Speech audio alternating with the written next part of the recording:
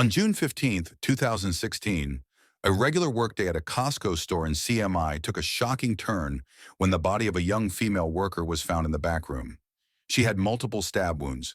The security cameras at Costco store number 487 in CMI, Florida, recorded the first interaction between warehouse associate Derek Carter and cashier Imani Wright. Derek Carter, 34, lived at 1247 Oak Street in a middle-class neighborhood in CMI with his wife Shanice Carter, 33, and their 6-year-old son Malik. Their 1,200 square foot home, bought in 2012 for $185,000, symbolized the American dream they had strived for since their marriage in 2008. Derek had worked at Costco for 5 years, starting as a cart attendant and advancing to warehouse associate, earning $42,000 annually.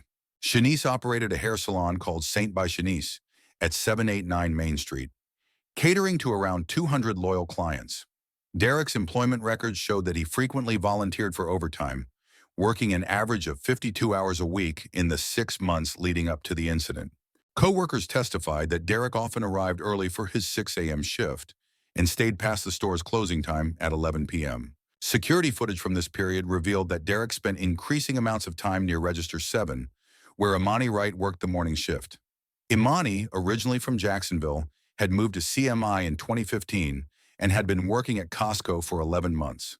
Her personnel file showed an excellent customer service record, though her supervisor, Eric Simmons, had noted 2 instances of tardiness in May 2016. Apartment records indicated that she lived alone in Unit 3B at the Palms apartment complex, about 2.3 miles from Costco. Surveillance footage from June to August 2016 showed a growing pattern where Derek and Imani's break times, which initially seemed random, started to coincide regularly. A camera in the employee break room captured 27 instances of them sharing lunch breaks, despite working in different departments.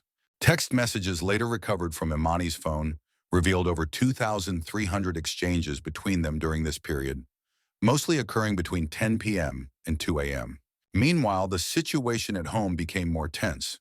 Derek and Shanice's credit card statements showed that they had not dined out together since March 2016, and their joint bank account recorded a noticeable decline in shared activities and household spending.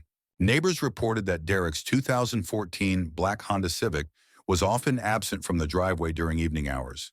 Security footage at the Palms apartment complex captured the same vehicle entering the visitor parking lot 12 times between July and August 2016. Unbeknownst to Derek, Imani had started another relationship with store manager Eric Simmons, 36. In late July, employee schedules revealed that Simmons had altered shift assignments, creating overlaps between himself and Imani while reducing her shifts with Derek. Surveillance from August 12, 2016, showed Simmons and Imani leaving the store together at 10:47 p.m., 17 minutes after her scheduled shift ended. Cell phone tower data later confirmed that during the last week of August 2016, Imani's phone registered at Simmons' residence on 4 separate evenings, while she continued communicating with Derek, making him believe their relationship was exclusive. Loss prevention officer Marcus Rodriguez noted in his daily logs that Derek spent nearly an hour of each shift watching Register 7 from different positions in the warehouse, a behavior that deviated from his normal pattern. Cell phone records indicated a decline in Derek and Imani's communication after early September, with their texting dropping dramatically after peaking at over 2,000 messages in August. Imani's responses became shorter and more evasive, often using work commitments as an excuse to avoid meeting. Derek began adjusting his warehouse routes to pass by her register, timing his movements to coincide with store manager Simmons' floor walks. During one such interaction near the time clock, Derek questioned Simmons about staffing and break schedules, and security audio captured his inquiries about changes to Imani's shifts. Although Simmons testified that he didn't find Derek's interest alarming at the time, a significant development occurred when Derek bought a white gold promise ring for $489 at Kay Jewelers, charging it to his personal credit card. The unused ring, later found in his locker, served as concrete evidence of his growing obsession. On the same day, security cameras at a nearby Panera Bread captured Imani and Simmons having an intimate lunch, unaware that Derek was watching them from his parked Honda Civic. At home, the situation became critical on September 16th, when bank records showed Shanice withdrawing consultation fees for a divorce attorney, Patricia Martinez, after discovering both the jewelry receipt and parking charges at the Palms apartment complex. Neighbor Jerome Williams gave a statement about the heated argument at the Carter home, which was inadvertently recorded on their son Malik's iPad through an open voice memo app. The recording revealed Derek's confession. "I can't do this anymore, Shanice. I found someone who makes me feel alive again. Imani understands me in a way you never have. I want a divorce." Shanice, while clearly emotional, responded with calm resolve. "If she makes you so happy, then go. But remember, Malik needs stability, not a father chasing fantasies with a woman young enough to be his sister." The impact on their 6-year-old son was immediate, and CMI elementary school records noted his absence after the confrontation, with his teacher, M. Rebecca Thompson, reporting significant behavioral changes. The school counselor documented the child's confusion about his family and his father's increasing absences after moving to the extended stay America on Highway 19.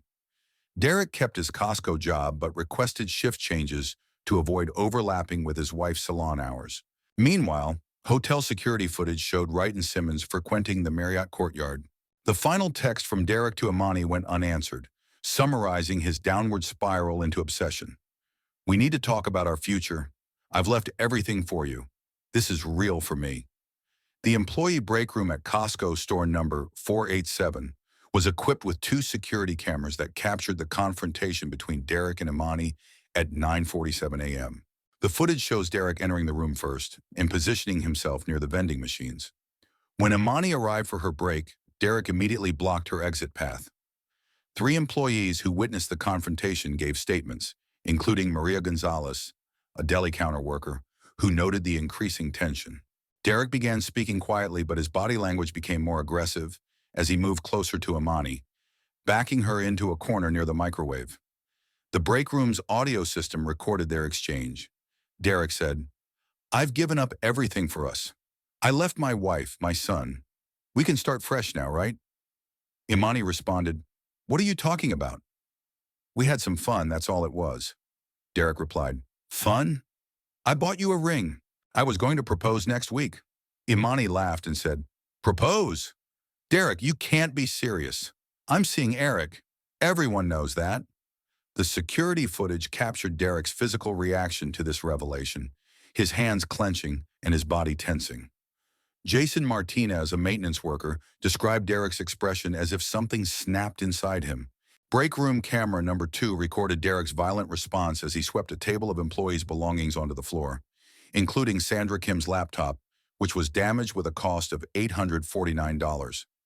Imani immediately pressed the employee assistance button, sending a notification to store security. Officer Rodriguez's incident report described Derek's exit from the break room, displaying extreme agitation.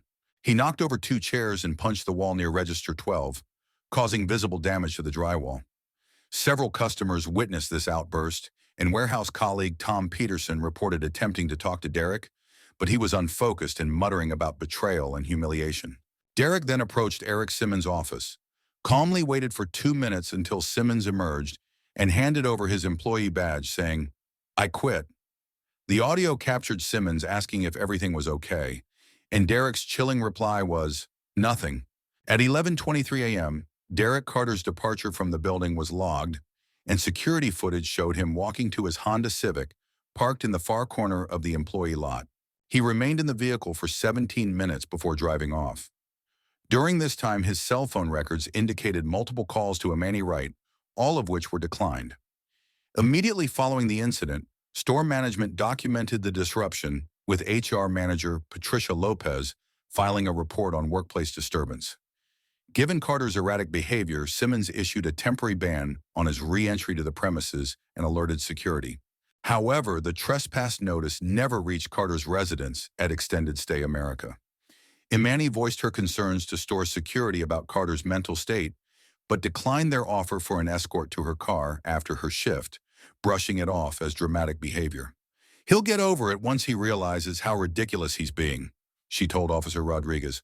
The final security image of Carter that morning shows him running a red light at the Oak Street and Highway 19-2 intersection. His Honda Civic would not be seen on any surveillance footage for the next 8 hours, until a gas station camera in an industrial district less than a mile from the store captured a grainy image of the vehicle at 8:42 p.m. At 8:44 p.m., janitor Miguel Ramirez opened the supply closet in Sector C of Costco store number 487 to collect cleaning supplies. His screams prompted night shift supervisor Sarah Chan to initiate emergency protocols. Store surveillance captured her radio communication with store manager Eric Simmons as she reported finding Imani Wright's body. According to the initial CMI Police Department report, Wright's body was found partially hidden beneath Kirkland's signature paper towel boxes. Detective James Morrison's preliminary investigation noted 13 stab wounds, mostly to the chest and neck. The murder weapon, a Stanley box cutter model number 1099, was found next to the victim with both blood and warehouse dust on his handle. The crime scene investigation team noted several pieces of evidence, including Wright's employee badge found 3 feet from her body, 2 broken acrylic nails indicating a struggle, a blood spatter pattern suggesting the attack occurred in the confined space of the supply closet, partial bloody shoe prints matching size 11 Nike Air Monarchs, and multiple fingerprints on the storage room door handle and light switch. Dr. Nancy Dawn Ford, the medical examiner, determined the time of death to be between 6:15 p.m. and 7:30 p.m. during the shift change when the storage area experienced minimal foot traffic. Security logs showed the supply closet door being accessed at 6:22 p.m. using an employee key card, but the system failed to register the specific card used. Store surveillance provided crucial timeline evidence. At 6:05 p.m., Imani finished her shift at Register 7. At 6:17 p.m., she entered the employee area to collect her belongings. At 6:20 p.m., a figure in a Costco vest approached the supply closet area, and at 6:47 p.m., the same figure left the area, head down and walking briskly. At 7:02 p.m., security cameras recorded a Honda Civic, matching Carter's vehicle, leaving the far end of the parking lot. Detective Morrison's interview with Eric Simmons revealed that Wright had been scheduled to start inventory at 6:15 p.m., a task that would have brought her to the supply closet and made her vulnerable. Simmons became emotional during questioning when he realized his scheduling decision had contributed to her being targeted. Dr. Marcus Wong, the forensic team leader, documented important findings. Blood evidence indicated Wright had been standing when the first strike occurred. Defensive wounds were found on her hands and forearms. The box cutter's blade showed signs of recent sharpening, and blue Costco vest fibers were found under the victim's fingernails. The investigation quickly focused on Derek Carter after reviewing the events of the day. The box cutter was traced through inventory records to warehouse section 47, Carter's primary work area. His fingerprints, already in the system from his employment background check, matched those found on the murder weapon and door handle. Officers Martinez and Thompson arrived at the Carter residence at 10:15 p.m., recording Shanice Carter's reaction on their body cameras. "Oh God, he actually did it," she exclaimed. "This morning he texted me saying he would make them all pay for laughing at him. I thought he was just being dramatic." She allowed investigators access to their shared computer, where recent searches for untraceable poisons and committing workplace violence were discovered. The Alla County Crime Lab's preliminary report confirmed that blood samples found on Carter's discarded vest in the men's restroom trash matched Imani Wright's DNA.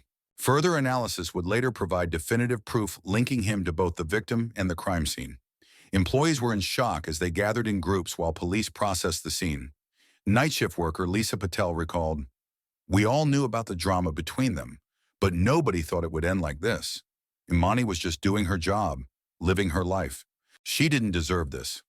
As news crews gathered outside the store, Detective Morrison ordered a multi-state manhunt for Derek Carter, now the primary suspect in the media-dubbed Costco killing. At 11:30 p.m., the Florida Department of Law Enforcement issued a statewide BOLO, "Be on the lookout," alert for Carter, describing him as a 34-year-old African-American male, 6 feet 1 inch and 195 pounds, last seen wearing dark jeans and a gray t-shirt and considered armed and dangerous. Carter's Honda Civic was discovered by the Florida Highway Patrol at mile marker 127 on Interstate 75, approximately 12 miles south of the Georgia state line. The vehicle contained Carter's wallet, Costco vest, and a bloodstained t-shirt later confirmed to match Imani Wright's DNA. Dashboard camera footage from passing patrol cars indicated that the vehicle had been abandoned for several hours. Cell tower data tracked Carter's phone as it moved northward along Interstate 75 until it powered off near Tifton, Georgia. ATM records showed a single $400 withdrawal at a Shell station in Tifton, where security cameras recorded Carter buying a baseball cap, backpack, and bus ticket.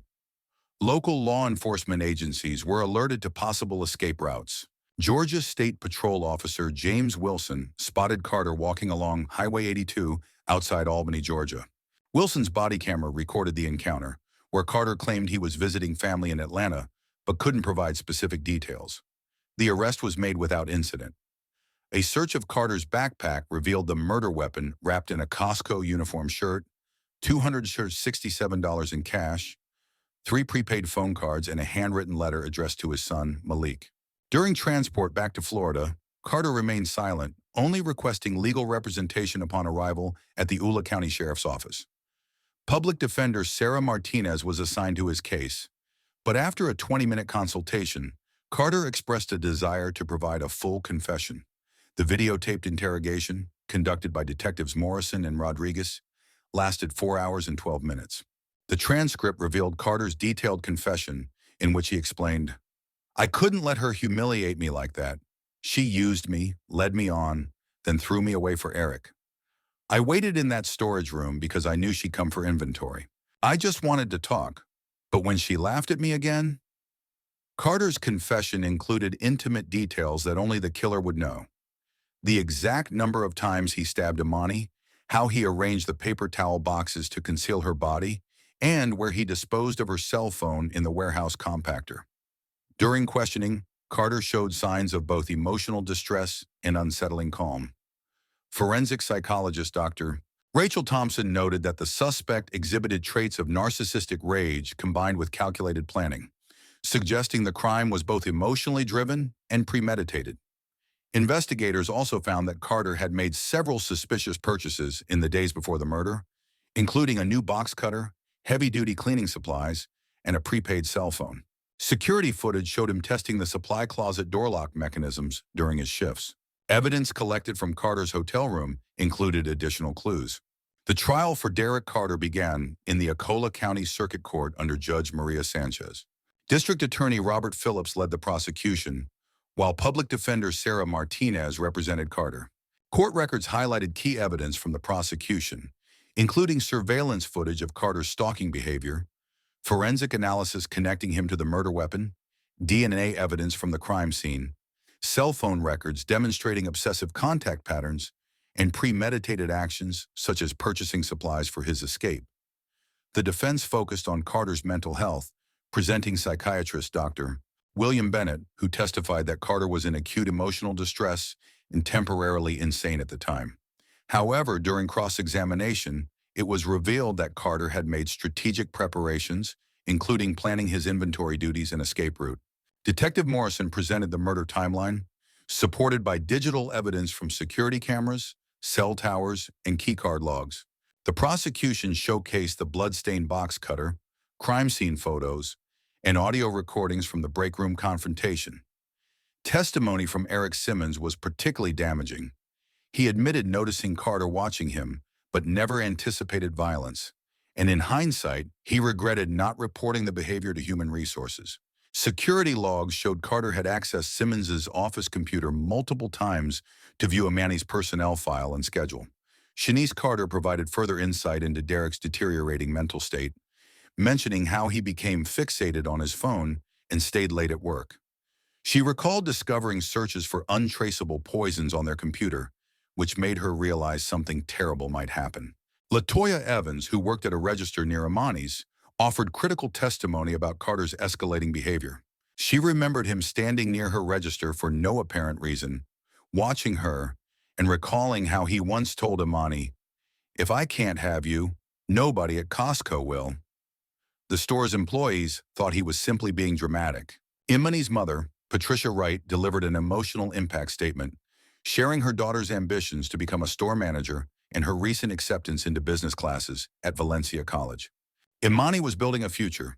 Derek Carter didn't just take her life. He stole all the dreams she was working toward, she said. After deliberating for 5 hours and 17 minutes, the jury reached a unanimous guilty verdict for first-degree murder. Judge Sanchez's sentencing statement emphasized that the crime was premeditated, stating that it was not a crime of passion, but a calculated act of revenge. Carter showed no emotion as the sentence was read, which was life imprisonment without the possibility of parole, in addition to several years for workplace violence and criminal stalking. Carter declined to make a statement, but handed his attorney a letter for his son Malik, which remains unopened. In the aftermath of the case, Costco implemented significant changes to corporate policy. The company introduced mandatory harassment training, enhanced security measures, and stricter rules regarding workplace relationships. Store number 487 installed additional security cameras and emergency alert systems. Shanice Carter moved to Tampa with Malik, changing their surname to her maiden name, William. She later established a foundation called Emily's Light, which supports children affected by domestic violence and collaborates with local businesses to prevent workplace stalking.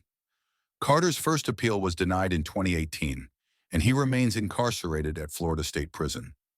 His prison records indicate that he still believes that Wright's betrayal justified his actions.